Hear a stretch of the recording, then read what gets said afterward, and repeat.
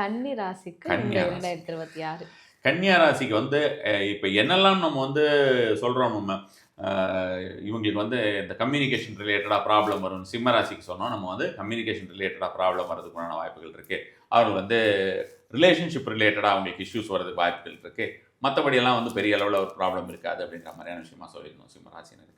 வேறாஸ் அதெல்லாமே இவங்களுக்கு வந்து பார்த்தோம்னா, நமக்கு கன்னியா ராசிய பொறுத்தவரைக்கும் கம்யூனிகேஷன்ல, மார்க்கெட்டிங் லெவல்ல இருக்கிறதுக்கு தைரியம் அப்படின்ற மாதிரி செல்ஃப் கான்ஃபிடன்ஸ், மோட்டிவேஷன் ம். இதெல்லாமே பக்காவா வரக்கூடிய ஒரு காலகட்டமாக கன்னியா ராசினர் இருக்கும். திடீர்னு ஏதோ மீண்டு எழுந்த மாதிரியான ஒரு சூழ்நிலையில வந்துருவாங்கன்னு வச்சுக்கோங்களேன் கன்னியா ராசியை பொறுத்தவரைக்கும். அதே மாதிரி வந்து பார்த்தோம்னா, இந்த ஒரு வருடத்தை பொறுத்தவரைக்கும் அவர்களுக்கு எல்லா விஷயமுமே பல்கி பெருகுவதற்கு உண்டான வாய்ப்புகள், நல்ல விஷயங்கள் பல்கி பெறுவதற்கு உண்டான வாய்ப்புகள் அதிகமாகவே தெரியக்கூடிய ஒரு விஷயமா இருக்கு.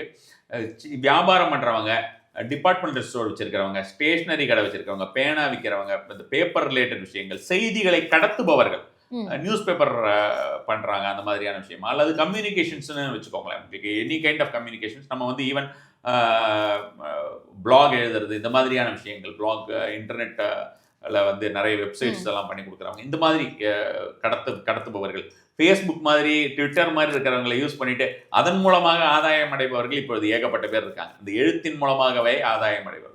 அவர்களுக்கு எல்லாருக்குமே வந்து பார்த்தோம்னா, கன்னியா ராசிக்காரர்களாக இருந்தால் இந்த ஒரு ஆண்டு வந்து பொற்காலமாக இருக்கக்கூடிய வாய்ப்புகள் ரொம்ப ரொம்ப அதிகமாக இருக்குன்னு வச்சுக்கோங்க.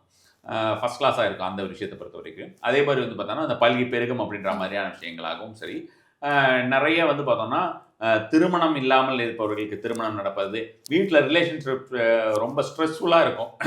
எப்படா பிச்சுட்டு போலாம் அப்படின்ற மாரி சில பேர் இருந்தாங்கன்னா, அதெல்லாம் அவங்களுக்கு சரியாயி ஒரு நல்ல நிலைமைக்கு வருது. அவங்களுக்கு ரிகன்சலியேஷன் ம். அப்படின்ற மாதிரியான விஷயங்கள் எல்லாம் எதிர்பார்க்கலாம் கண்டிப்பாக. Okay sir. இவங்க என்ன செய்யணும் சார்? இவர்கள் வந்து பார்த்தோம்னா, ரொம்ப கெட்டியாக பிடித்துக் கொள்ள வேண்டியது உக்கிரகாளியை தான். கன்னியா ம். ராசியை பொறுத்தவரைக்கும் உக்கிரகாளி வழிபாடு அப்படிங்கிறது ரொம்ப கண்டிப்பாக தேவை. சிவ வழிபாடு பண்ணிட்டு வந்தாலுமே நல்ல ஒரு பலன் தரக்கூடியதா இருக்கும். உக்கிரகாளி அப்படின்றவங்களுக்கு அந்த உக்கிரகாளி அப்படின்ற விஷயத்தை பொறுத்தவரைக்கும், அ இப்ப காளிகாம்பாளா அப்படின்னு கேட்பாங்க. நானே வந்து ஒரு சில பேர்ட்ட சொல்லும்பொழுது, கா காளிகாம்பாள் வழிபாடு அப்படிங்கிறது கண்டிப்பான முறையில இருக்கலாம். எல்லா அம்பாளோட வழிபாடுமே கண்டிப்பா தேவை.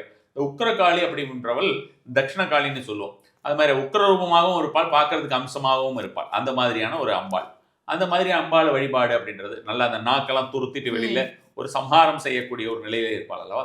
அது மாதிரியாக இருக்கக்கூடிய அம்பாள் வழிபாடு அல்லது பைரவர் வழிபாடு.